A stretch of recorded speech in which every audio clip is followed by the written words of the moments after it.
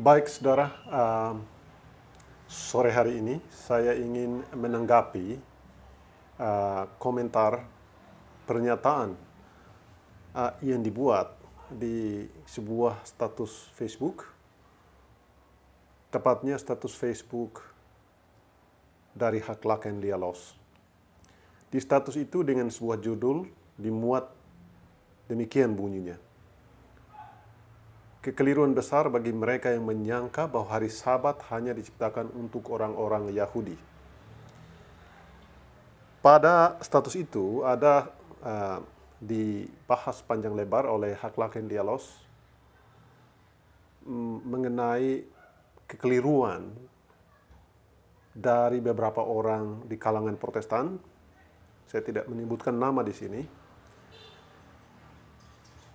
yang mengatakan bahwa Sabat, hari yang kudus, adalah diciptakan hanya untuk orang-orang Yahudi dan bukan untuk orang Kristen pada umumnya. Sengaja saya buat video ini untuk menanggapi pemikiran, pernyataan, atau bahkan dibuatlah suatu pertentangan bahwa hari Sabat sesungguhnya hanya diciptakan khususnya hanya bagi orang Israel. Saya telah membuat sebuah tanggapan dalam tulisan, tetapi tulisan itu terhapus karena tangan saya tidak cukup cepat untuk menulis, bahkan kata-kata yang harus dituliskan terbatas untuk memuat semuanya, dan tidak mudah menuliskan jawaban atas komentar yang dibuat oleh saudara-saudara Protestan berkaitan dengan status Facebook yang dimuat oleh Haklaken Dialos. Maka melalui video ini saya ingin menanggapi. Khususnya ada seseorang yang menanggapi komentar saya tentang saya mengatakan di dalam Facebook itu kepada seseorang, khususnya seorang pemimpin dari sebuah denominasi gereja Protestan, mengajukan sebuah pertanyaan. Saya tidak sebutkan namanya, tapi saya boleh berikan inisialnya. Dalam media sosial sebaiknya saya tidak menyebutkan nama demi sebuah privasi. Seorang yang berinisial WD. Bagi Anda yang aktif di Facebook, komentar tentang Alkitab, khususnya perdebatan tentang Sabat dan Minggu yang melibatkan sejumlah orang, Anda pasti sudah tahu siapa WD ini. Dia menuliskan tanggapan kepada status yang dimuat oleh Haklaken Dialos yang disebutkan tadi, sebuah kekeliruan bahwa Sabat diciptakan hanya untuk orang Yahudi. Berikut ini tanggapan dari WD. Kalau ayat ini untuk siapa? Tanda tanya.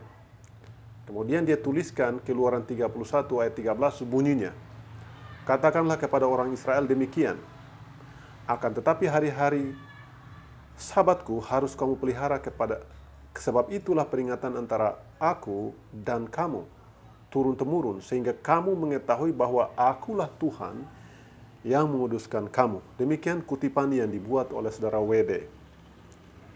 Kemudian beliau buat sebuah kesimpulan dengan 2 poin. Dia sebutkan Sabat khusus hanya untuk orang Israel, nomor 1. Yang kedua, dia sebutkan bahwa Israel harus merayakan Sabat-Sabat. Selanjutnya dia membuat sebuah pernyataan. Adam sampai Abraham, Ishak dan Yakub tidak pernah merayakan Sabat. Kemudian saya kutip lagi dari tulisan WD di dalam status itu. Padahal TS, saya tidak tahu apa TS, mengatakan Adam satu-satunya manusia yang ada saat Tuhan menciptakan Sabat. Kok Adam bebal, ya, tidak melakukan Sabat? Abraham bisa bicara dengan Tuhan langsung.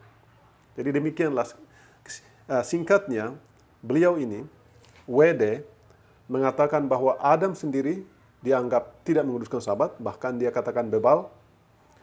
Demikian juga Abraham, juga yang sering bertemu muka dengan muka dengan Tuhan, tidak mengakui. Dia WD ini mengatakan bahwa Abraham sendiri tidak menguduskan hari Sabat. Lalu saya buat sebuah tanggapan, saya tulis di sana, saya tuliskan kepada WD,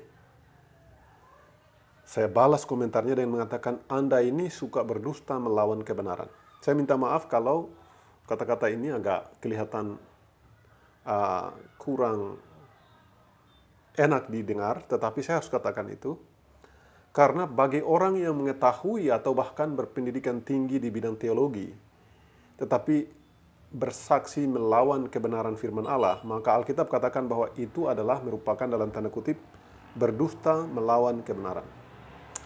Lalu saya ditanya oleh beberapa orang, saudara WD meminta saya memberikan argumentasi. Saudara YJ dan YJ meminta saya menunjukkan argumentasi karena dianggap komentar saya tidak jelas. Kemudian saudara ND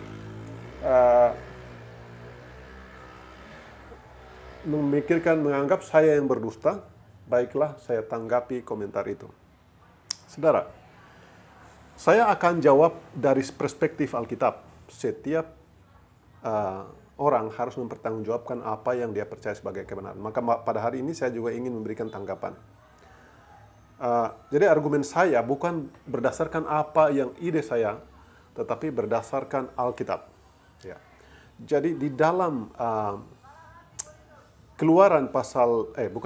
saya awali dari Kejadian pasal 2 ayat yang ke-3 ayat kedua, ya saudara. Saudara kita lihat Kejadian pasal 2 ayat yang ke-2 mengatakan, ketika Allah pada hari ke-7 telah menyelesaikan segala pekerjaan dibuatnya itu, berhentilah ia pada hari ke-7 dari segala pekerjaan yang telah dibuatnya itu. Ya. Jadi pertama sekali pada peristiwa kejadian dalam buku Kejadian Alkitab Kristen, yang seluruh orang-orang Kristen yang mengaku percaya kepada Tuhan melalui Alkitab, kita dapat membaca dalam Kejadian, buku pertama dari kitab Alkitab, memberikan bagaimana setelah 6 hari lamanya Tuhan menjadikan langit, bumi, dan segala isinya, segala makhluk hidup. Dia kemudian di ayat Kejadian pasal 2 ayat 2 ini berbunyi demikian. Ketika Allah pada hari ke-7 telah menyelesaikan pekerjaan yang dibuatnya itu, berhentilah ia pada hari ke-7 dari segala pekerjaan yang telah dibuatnya itu. Jadi saudara, di sini kita lihat pada mula-mula sekali sebelum manusia jatuh dalam dosa, pada hari yang ke-7, Allah berhenti dari segala pekerjaan penciptaan. Di dalam Kejadian pasal 2 ayat 2. Selanjutnya ayat 3 mengatakan, lalu Allah memberkati hari ke-7 itu dan menguduskannya, karena pada hari itulah ia berhenti dari segala pekerjaan penciptaan yang dibuatnya itu. Di ayat 3 ini dikatakan bahwa pada hari ke-7 Allah memberkati hari itu, Allah menguduskan hari itu. Kedua, Allah memberkati, Allah menguduskan, dan kemudian Allah berhenti dari segala pekerjaan yang dibuatnya itu. Tentu saja Allah masih bekerja bagi keselamatan manusia sampai hari ini. Tetapi pekerjaan penciptaan itu telah dia selesaikan dalam waktu 6 hari pada peristiwa penciptaan. Dan pada hari yang ke-7, ya, Allah bisa saja setelah menciptakan segala sesuatu pada 6 hari, dia tidak perlu lagi menciptakan hari lain. Tetapi kita lihat, baca, dapat kita mengerti bahwa Allah sengaja menciptakan hari ke-7 hanya untuk memperingati pekerjaan penciptaan. Jadi saudara, kita lihat dalam Kejadian pasal 2 ayat 1, 2, dan 3 ini membuktikan kepada kita bahwa hari Sabat telah diadakan oleh Tuhan jauh sebelum bangsa Israel muncul. Ingat bahwa bangsa Israel itu ada zaman Yakub. Yakublah anak daripada Ishak, anak bungsu dari Ishak, karena Ishak memiliki 2 orang anak, Esau dan Yakub. Yakublah yang belakangan kemudian Tuhan merubah nama Yakub menjadi Israel. Arti kata Israel artinya menang. Sehingga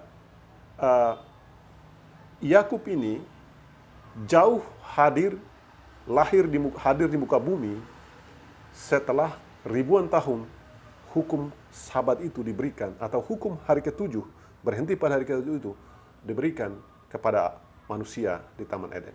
Mungkin Anda bertanya, saya tidak melihat tulisan di dalam Alkitab sebelum 10 hukum diberikan di Gunung Sinai yang memerintahkan untuk menguduskan hari Sabat.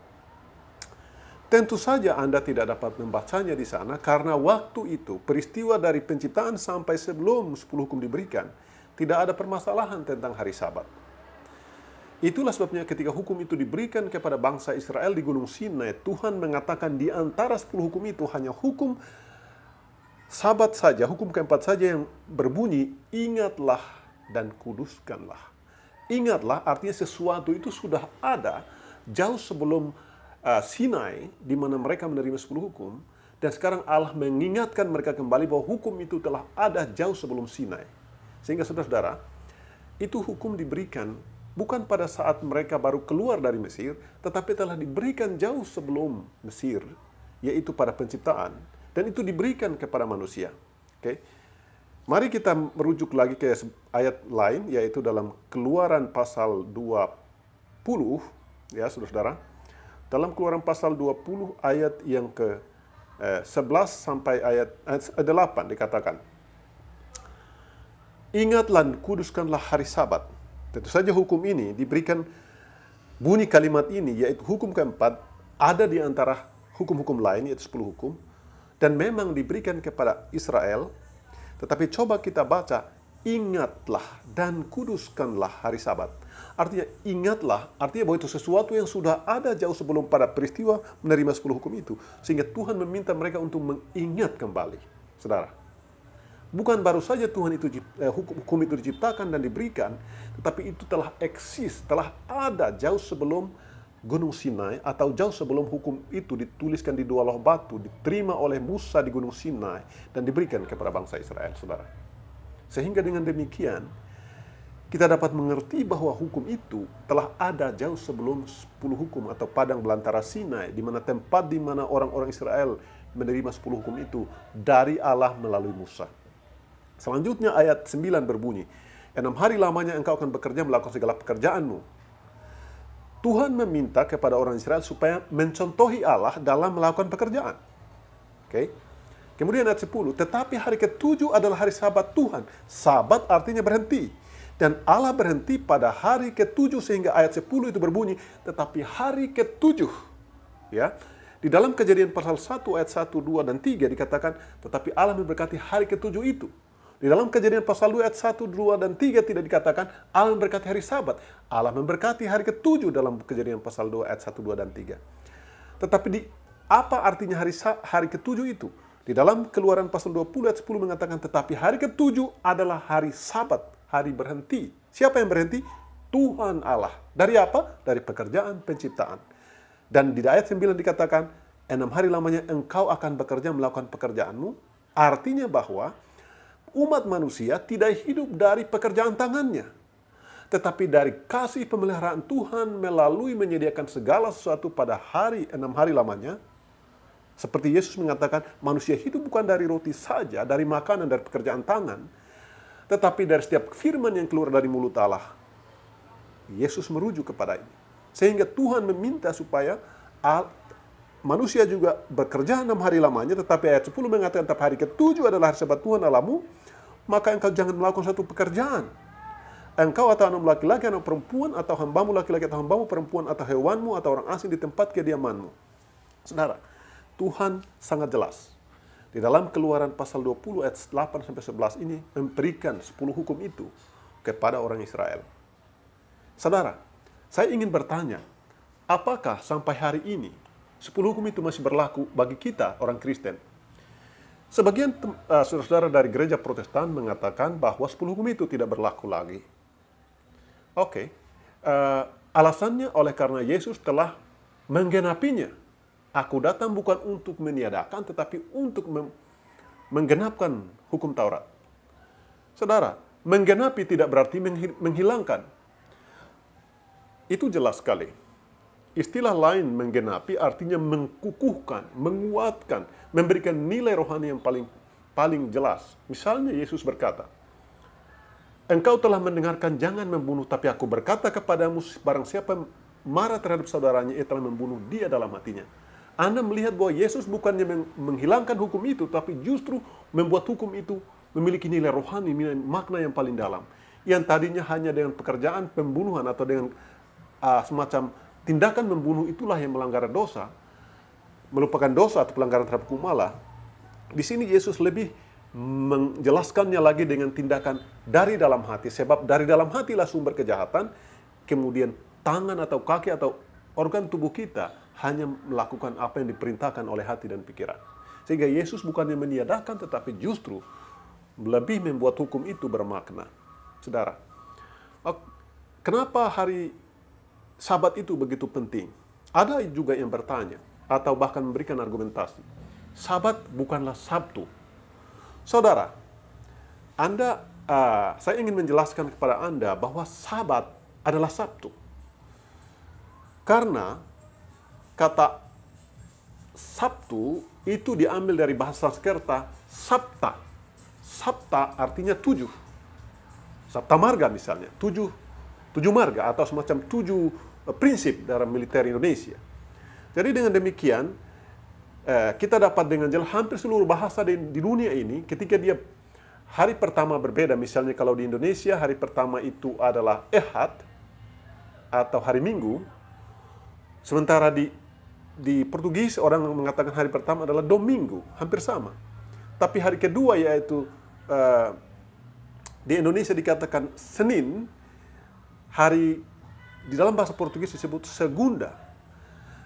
Bahasa Portugis mengucapkan hari persis seperti pada waktu penciptaan dimulai. Demikianlah Allah menyelesaikan segala ketika Allah menciptakan sesuatu pada hari pertama, dia katakan, demikianlah Allah melihat bahwa yang diciptakannya itu sungguh amat baik. Itulah hari pertama. Atau dalam bahasa Portugisnya disebut Domingo. Kemudian hari berikutnya setelah Domingo yaitu Segunda. Segunda dalam bahasa Portugis artinya segunda atau kedua. Kemudian terça-feira atau terceiro, hari ketiga. Quarta-feira atau quarta, hari keempat. Quinta-feira, hari kelima atau quinto. Sexta-feira berasal dari kata seis atau hari keenam. Dan sábado, Sabta, Sabat adalah hari ketujuh. Jadi jelas bahwa tidak ada lagi keraguan jika Anda meragukan bahwa hari Sabat yang sekarang dipelihara oleh orang-orang yang menuruti firman Allah merupakan hari yang bukan Sabat. Tentu saja Anda keliru. Karena kalendarium hari ini persis seperti yang masih dipelihara zaman Adam. Kenapa? Karena pada waktu Nuh masuk ke dalam bahtera, itu kegelapan menutupi seluruh alam semesta sehingga tidak ada matahari. Tetapi Nuh memiliki seluruh binatang di sekitarnya yang dapat memberikan tanda bahwa kapan suatu hari mulai dan kapan suatu hari berakhir. Dan Nuh juga adalah orang cerdas yang dapat menghitung hari. Saudara, kalau Anda baca Kejadian pasal 6, 7, 8, dan 9, Anda bisa melihat bagaimana Nuh tiap hari menghitung hari demi hari untuk mengetahui bahwa dia tidak salah dalam hal memelihara umat manusia berikutnya. Saudara-saudara, pertanyaan yang muncul adalah, barangkali saya tidak bisa menjawab semua pertanyaan Anda sekarang, tetapi saya akan membaginya dalam beberapa bagian untuk dapat memberikan pencerahan bagi para pembelajar Alkitab. Saudara, di dalam buku Wahyu, saudara-saudara, di dalam buku Wahyu pasal saya akan bacakan, ya. Dalam Wahyu pasal 4 ayat 11, demikian bunyinya. Sebelum masuk ke ayat itu, saya ingin menjelaskan kepada saudara. Alasan kenapa Anda dan saya menyembah Tuhan adalah karena Dia pencipta. Ayat ini berbunyi dalam Wahyu pasal 4 ayat 11. Demikian bunyi ayatnya. Dalam Wahyu pasal 4 ayat yang ke-11. Ya Tuhan dan Allah kami, Engkau layak menerima puji-pujian dan hormat dan kuasa, sebab Engkau telah menciptakan segala sesuatu, dan oleh kehendak-Mu semuanya ada dan diciptakan. Saudara, alasan kenapa Anda dan saya menyembah Tuhan adalah karena Dia adalah pencipta. Dan Dia adalah penebus melalui Yesus Kristus. Saudara, Di dalam dunia zaman sekarang di mana ada banyak teori tentang asal-usul kehidupan, khususnya ada dalam sebuah buku mengatakan tentang the origin of life atau asal-usul kehidupan, menceritakan atau memberikan satu argumentasi yang sangat kontroversial menurut saya sebagai orang Kristen, bahwa kehidupan tidak dimulai dengan penciptaan, tetapi dimulai dalam sebuah teori Big Bang. Big Bang artinya dalam terjemahan bahasa Indonesia adalah sebuah ledakan besar di alam semesta miliaran tahun yang lampau, dan kehidupan dimulai dari ledakan di ruang kehampaan itu. Artinya bahwa tidak ada Allah dalam penciptaan. Saudara, itulah teori atau bahkan itu diajarkan di berbagai universitas terkemuka di dunia, dan para penggagum teori ini bahkan memuliakan mereka yang mengajarkan teori ini dan kemudian menghina cerita penciptaan dalam Alkitab. Saudara-saudara, kenapa hari Sabat begitu penting? Karena hari Sabat mengatakan kepada kita bahwa 6 hari lamanya Tuhan menjadikan langit dan bumi. Ketika Anda menguduskan hari Sabat, Anda mengakui bahwa Tuhan layak menerima puji-pujian dan hormat dan kuasa karena Dia telah menciptakan segala sesuatu, dan oleh karena kehendak Dia, segala itu ada dan diciptakan, seperti yang tertulis dalam buku Wahyu pasal 4 ayat yang ke-11. Bertentangan dengan itu, teori evolusi dan banyak teori lain yang tidak mempercayai adanya Tuhan mengatakan bahwa Tuhan bukanlah pencipta. Bahkan jika Anda menonton sebuah film yang judulnya adalah Frankenstein, Victor Frankenstein. Film itu berdasarkan dari sebuah dokumenter ilmiah, seorang bangsawan Inggris yang ingin membangkitkan orang-orang mati dengan ilmu pengetahuan yang dia pelajari tentang biologi molekuler. Dia ingin menghidupkan orang-orang mati dengan kekuatan pengetahuannya. Saudara-saudara, dalam film itu diceritakan dia membedah atau mengoperasi beberapa bagian dari tubuh mayat-mayat, terdiri dari 5-6 mayat.